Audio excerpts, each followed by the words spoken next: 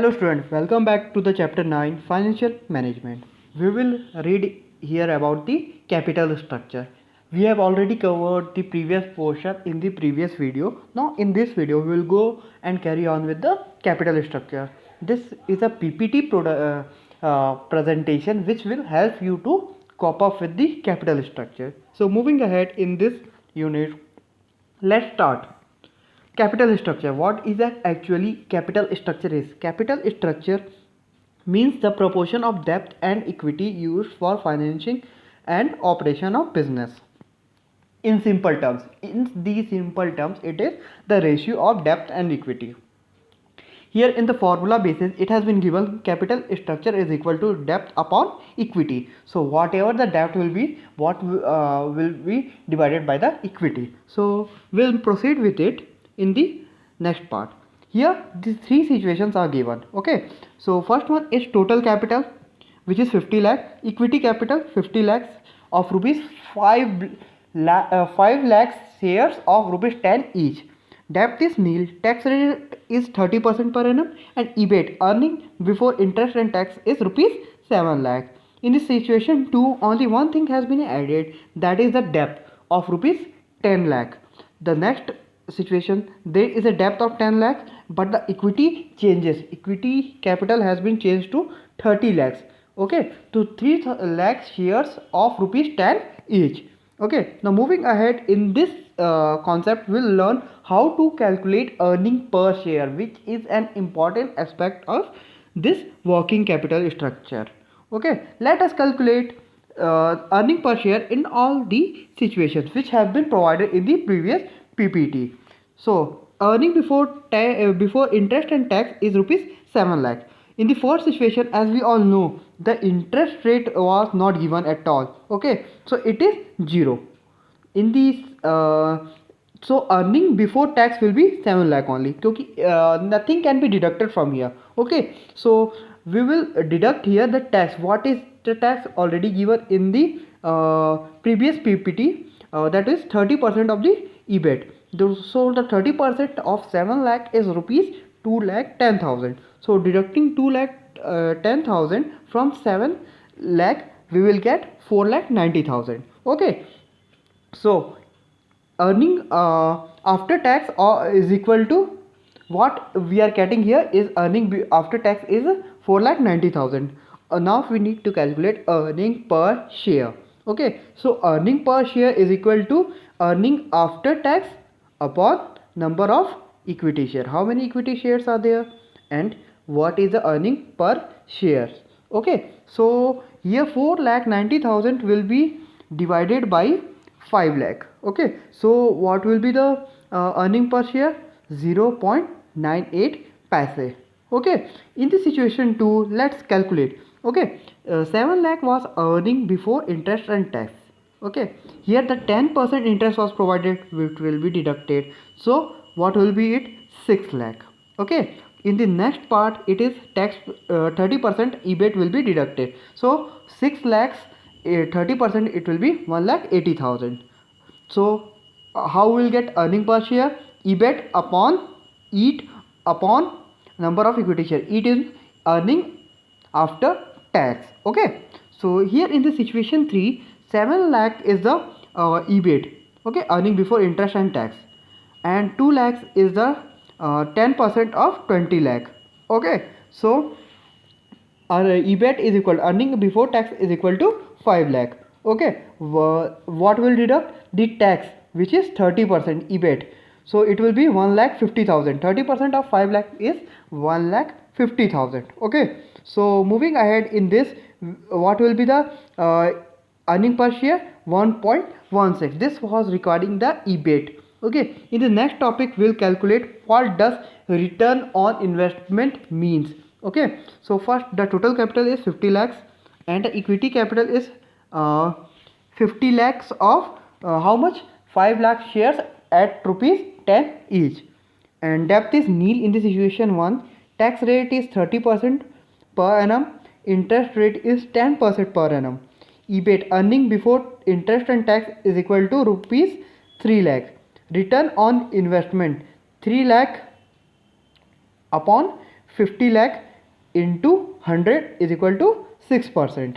Okay, now moving ahead in the situation 2, only the things which are being changed are equity capital, which has been 40 lakhs of 4 lakh shares of rupees 10 each. Tax rate is equal to 30% per annum. Okay, interest rate is equal to 10% per annum. Earning before interest and tax is equal to rupees 3 lakh. Okay, return, the same thing is here, 6% only. In the next question, equity capital changes to 30 lakh, and the next one which will be the things which will be changing will be the debt. Here debt is rupees 20 lakh. So moving ahead, we will calculate the earning per share in all the situations. Okay, in the situation 1, we see that EBIT, earning before interest and tax, is rupees 3 lakh. Okay, and the interest is rupees 0, and EBIT means earning before tax is 7 lakh, which is deducted by 90,000.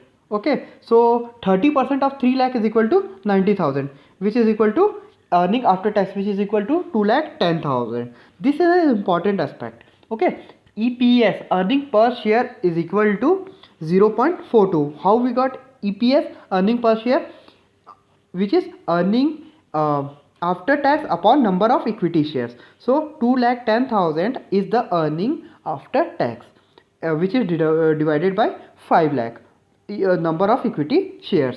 Okay, in this situation 2, we'll go with EBIT 3 lakhs, and interest 10% of 10 lakhs has been deducted, which is 1 lakh. Okay, so the EBIT, earning before tax, how much it is coming? It is coming only 2 lakh.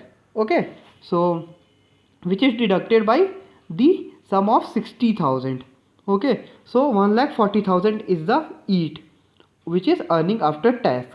The next situation is the after that EAT is EPS, earning per share, is calculated, which is 0.35. Next situation is 3 lakh and minus 2 lakh. Okay, how? 10% of 20 lakh. Okay, 20 lakh have been already given in the previous slide. You can see the term, the depth. Okay, so the 30% or the 10% which is deducted interest rate, that is only considered here as a 2 lakh. Okay, so 1 lakh has been the EBIT. Okay, and the next thing is how we'll deduct the tax. 30% of 1 lakh, how much it is? Rupees 30,000. So what earning after tax we are getting? 70,000. So earning per share is equal to 70,000. This was regarding the calculation of the earning per share in the all situations. Okay, so now we'll continue with the factor determining the capital structure. First one is the cash flow position. The decision related to the composition of the capital structure also depend upon the ability of the business to generate enough cash flow. Okay, so companies employ more of the debt security in its capital structure. Okay, if the company is sure of generating enough cash inflow, where is their storage of cash, then it must employ more of the equity in its capital structure. Then this will be clear. Okay, so the company need to pay the equity shareholders. There should be no liability of the company to pay its equity shareholders. Okay, next one is the interest cover ratio, the ICR. Firstly, what does ICR means? Let us know. It refers to a number of times companies earning before interest and tax covers the interest payment obligations.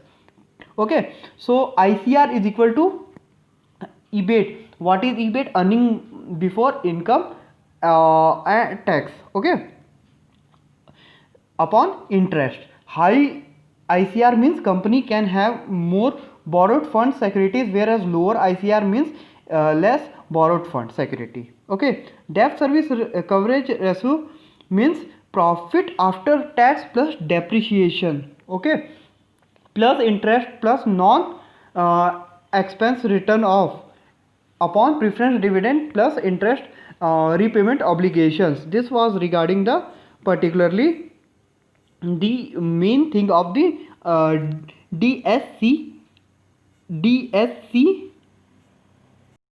DSCR. Okay. So next one is return on investment.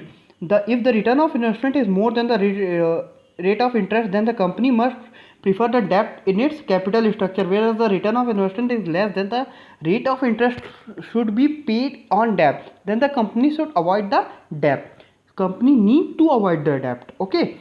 Next one is the cost of debt. If the firm can arrange and borrow fund at a low rate, okay, of interest, then it will prefer more of the debt as compared to equity. Okay. Next one is the tax rate. High tax rate means debt cheaper at interest paid to a debt security holder. It is subtracted from the income before calculating tax, whereas company have to pay tax on dividend paid to the shareholders. Okay. Next one is cost of equity. Another factor which helps in deciding the capital structure is the cost of equity. Okay. It is the main important part in deciding the capital structure of a equity. So earning, as far as debt is increasing earning per share, then we can include it in the capital structure. But when earning per share start decreasing with inclusion of debt, then we must depend upon the equity share capital only. Okay. This was regarding the cost of equity. Next is the floating cost. Floating cost is the cost involved in the issue of the shares or debentures. Next point is risk consideration. Financial risk refers to a position when a company is unable to meet its fixed financial charges such as interest, preference dividend payment to the creditor, etc. This was regarding the risk consideration. Okay, we will move to the next slide about the next point. Okay, flexibility. Excess of debt may restrict the firm capacity to borrow further. To maintain the flexibility, it must maintain some borrowing power to take care of the unforeseen and circumstances. Okay, this was regarding the flexibility. Next is the control. If existing shareholders, okay, want to complete the complete control, then they should prefer debt. Okay. Loan of small amount, etc. Okay, it should be given. If they don't mind sharing the control, then they must go to the equity share also. This was regarding the control. Next is the regulatory framework. If SEBI guidelines are easy, okay, if SEBI guidelines are easy, then companies may prefer to issue the security for the additional capital. Okay, where if monetary policies are more flexible, then they may go for a more for loan. Okay, they go more for a loan in the form of debentures, creditors of the company. Okay. Next is the stock market condition. During the depression period, if the market business is slow, investor also hesitate to take risk. So it at this time it is advisable to issue borrowed fund security. Okay. Next and the last part is capital structure of the other company. Some companies frame their capital structure according to the industrial norm. Okay, they form according to the industrial norm. So some of the company has to frame, okay, capital structure. This was the last part of the factors affecting the working capital, you can say, or capital structure. For this, thank you.